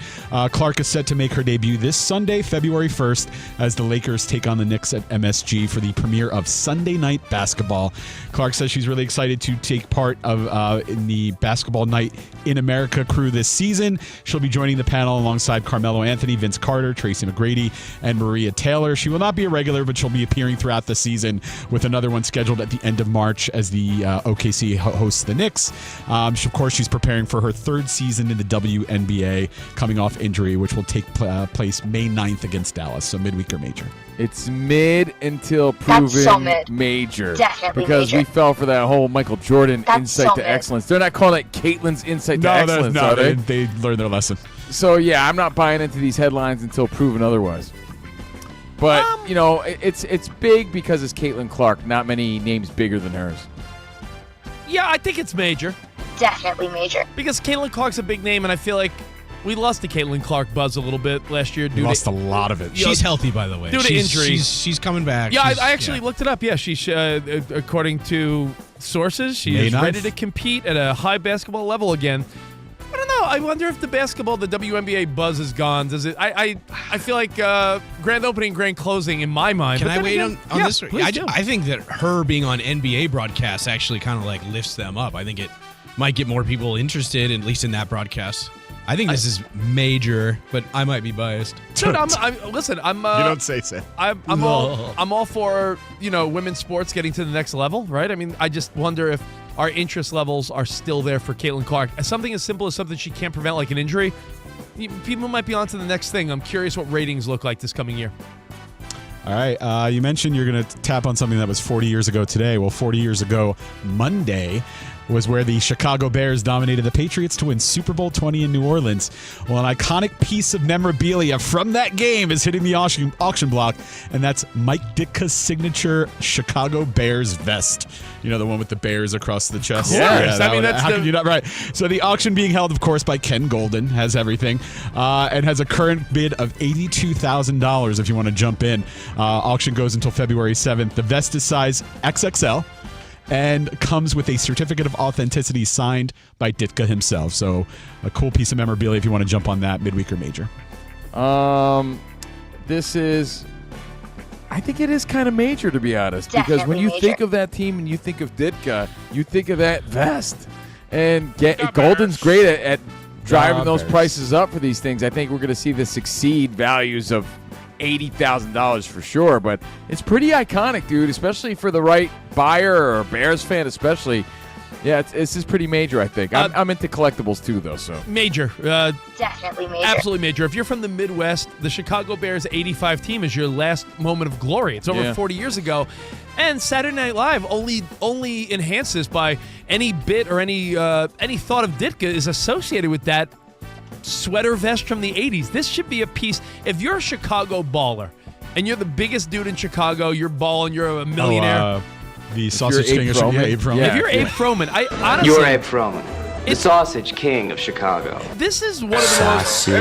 Other than a Michael Jordan piece, this might be one of the cooler memorabilia pieces in Chicago sports. So I think it's great. Do you think it smells like? sausage? Think it smells like onion rings? It smells like sausage. Sausage. Okay. Sausage. Probably smells like some old brute cologne or something. All right, Patriots coach Mike Vrabel. It smells like Old Spice with sausage. Oh yeah. Oh, that's a great smell. Bottle that up. Backing off a promise he made in 2019, but rightly so. So during a 2019 interview with Barstool's Bussin' with the Boys, then Titans head coach was asked if he'd cut off his junk for another title, to which he said, yeah, probably. Once you've been married for 20 years, who needs it anyway? Well, earlier this week, he's appearing on the Greg Hill Show. Vrabel was asked if that was still the plan, of course, heading into Super Bowl 60 against the Seahawks. His response, maybe I'll cut it in half, but I'm not cutting off the whole thing. He said he was just playing around with the guys back then. Half the stuff he says doesn't mean anything. But, of course, we'll see how it goes next week, midweek or major. Hey, man, I think this Vrabel story is more major than we're giving it credit for. So any sort of news surrounding this guy, I mean, we're talking about Bill Belichick. We should be talking about Mike Vrabel. Get this. He's the first person to start for and head coach the same franchise in a Super Bowl. That's pretty freaking amazing, dude. Oh, I thought you were going to say it's amazing that he said he'd cut half off and he's confident with what he would have left after that. Oh, yeah. I mean, well, that's pretty amazing, too. Length or width, or like, what are we doing here? Could he still be a head coach? That's a good one. It's like a sort of a root kind of coach at that point. I think it's. Look at the time. And it's almost time for Bayer. I think it's funny. You know what? Maybe, if he's married 20 years and hasn't gotten any, maybe he needs to buy some of that new Sydney Sweeney lingerie for his wife, Siren. Yeah. That was going to be my final story, but yeah, that's major. I don't even need to check. That's major. Definitely major. Major, and we go to Dan Definitely Bayer major. for an update. Spot, thanks, buddy. Thanks, guys. What up, DD? All right, great thing to follow. Maybe, sure we don't have any calls to do Big Mike's words of wisdom. I think we're good. Maybe give me a little buffer in between the two. Cleveland Browns are hiring former Ravens offensive coordinator Todd Monken to be their new head coach after being passed over for the head coaching job. Reports out of Cleveland say defensive coordinator Jim Schwartz has told team members he won't return to the staff next season. Seattle Sports, 7:10 a.m. in Seattle, spoke with former Patriots quarterback Tom Brady, who defended his former head coach Bill Belichick and Belichick's snub from the Hall of Fame. There's no coach I'd ever rather play for. If I'm picking one coach to go out there to win a Super Bowl, give me one season, I'm taking Bill Belichick. So that's enough said. Everybody's weighing in, including the president, President Trump, taking to social media to support Belichick, saying the decision to keep him from being a first-ballot Hall of Famer was, quote, ridiculous, end quote, and said they should overturn the voting results. The Pro Football Hall of Fame released a statement explaining how voting members could be removed if it's found out they violated the selection process bylaws. Patriots quarterback Drake May limited in practice today because of a shoulder injury. The Athletic reported late yesterday the Jets reached out to John Gruden to gauge his interest in joining Aaron Glenn's coaching staff. Gruden, though, declined that offer. Giannis Antetokounmpo could be on the move. ESPN reports some NBA teams are aggressively pursuing the Bucks forward, with Milwaukee listening to those offers. NBA's trade deadline is a week from tomorrow. Rockets center Steven Adams going to miss the rest of the season following ankle surgery. Patrick Reed leaving Live Golf, seeking reinstatement to the PGA Tour. And Yannick Sinner's going to face Novak Djokovic in the men's semis of the Australian Open after overnight wins. Guys, back to you. Thank you, Dan Bayer. Thanks, Dan. All right, we got more Covino Rich, and it is an anniversary of a tragic event 40 years ago in 1986. So we're going to do a quick little way back Wednesday, little peek around the world of sports 40 years ago. What were you doing in 1986 and what happened on this day? We do that next right here, Fox Sports Radio.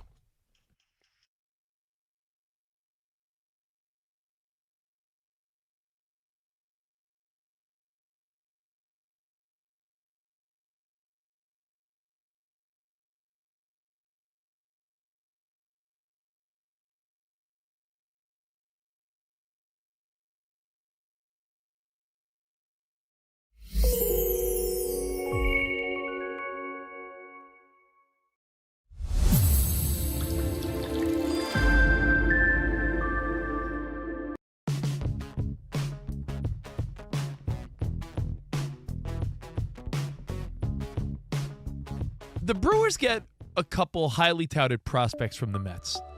And this is a segment I like to call Who Gives a Rat's Ass About Prospects?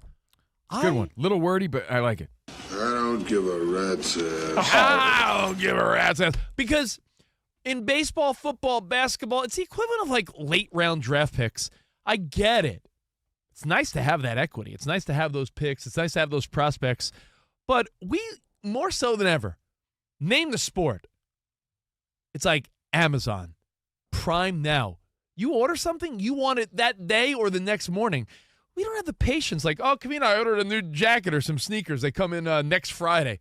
Yeah, no thanks. I'm going to try to find a pair that gets on my doorstep tomorrow. Right now. We are impatient. So why do you think people want to wait for prospects? I have Met fan friends that are like, man, I'm excited about Peralta, but we gave up Jet Williams and Sprout. I'm like, Sprout was 0-2 last year with an ERA around 5.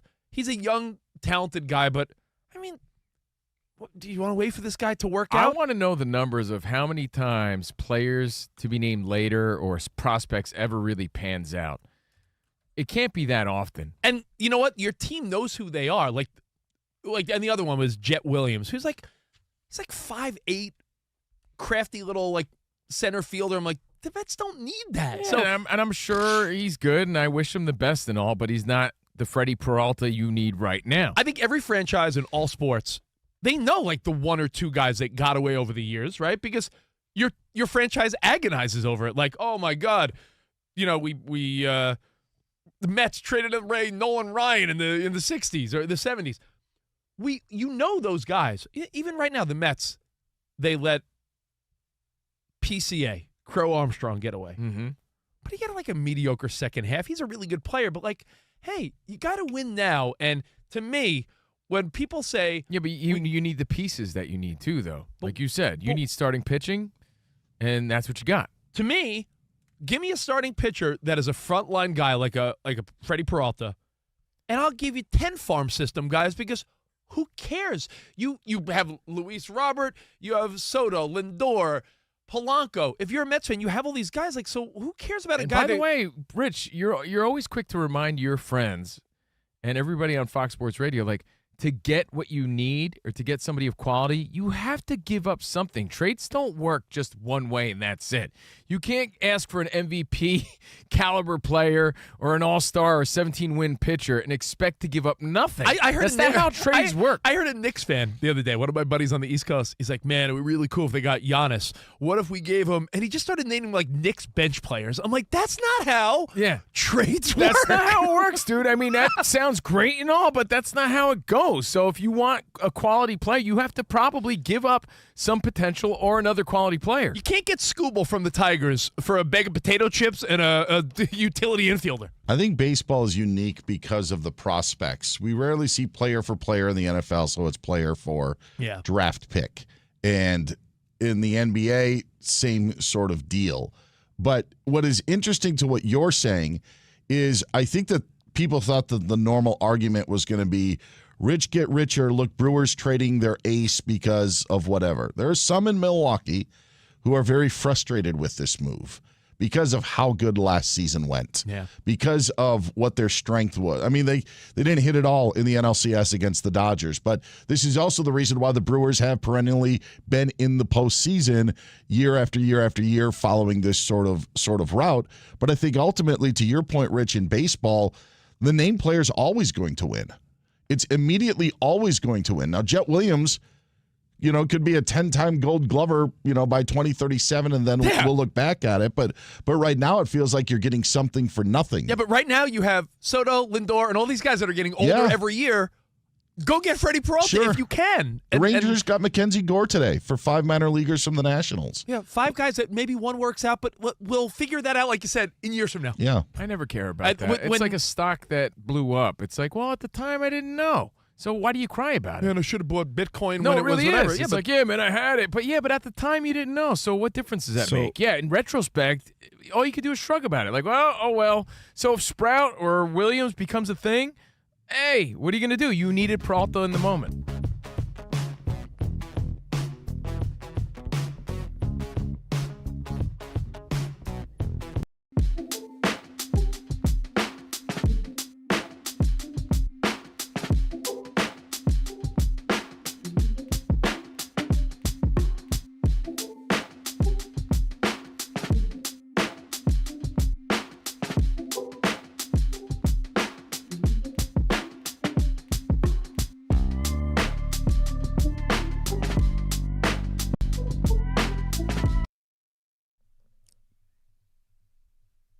Covino and Rich on Fox Sports Radio, Iowa Sam playing some Foo Fighters. Dave Grohl announced they're making new music, so that's pretty cool.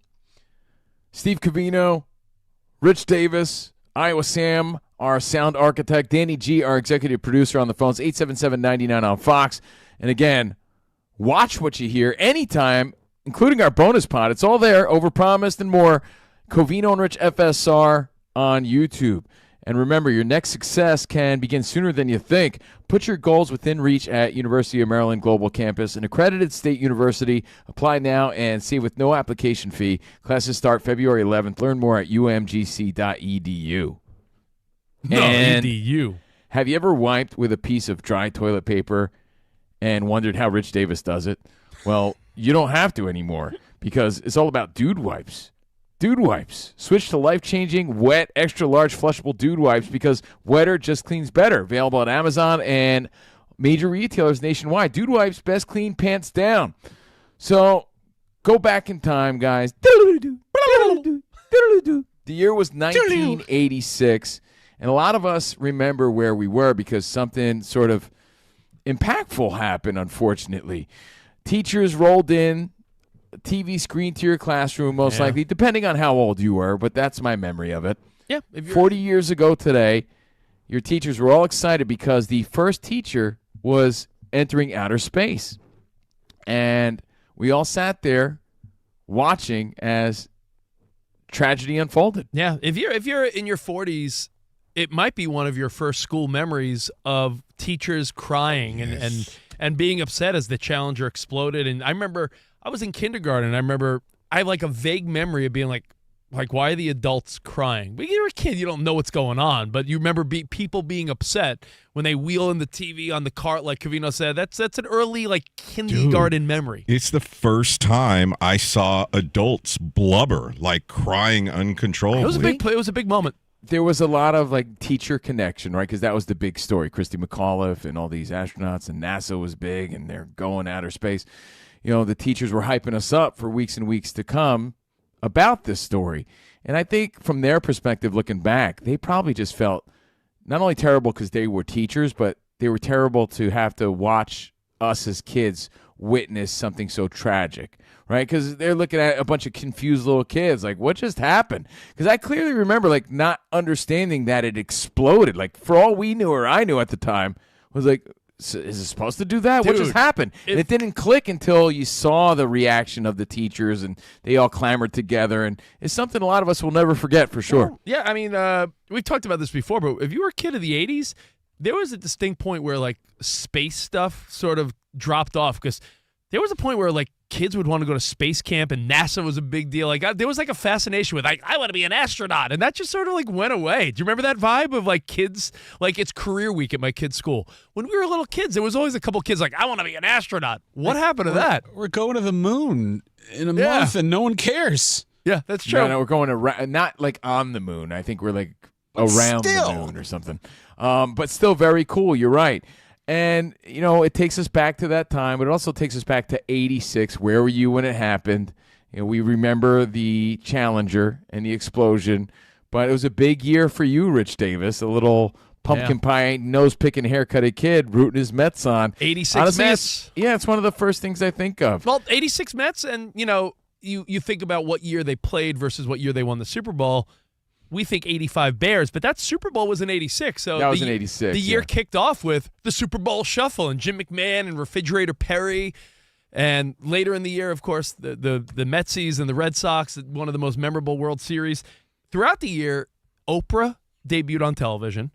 Top Gun was like the big movie every kid was loving.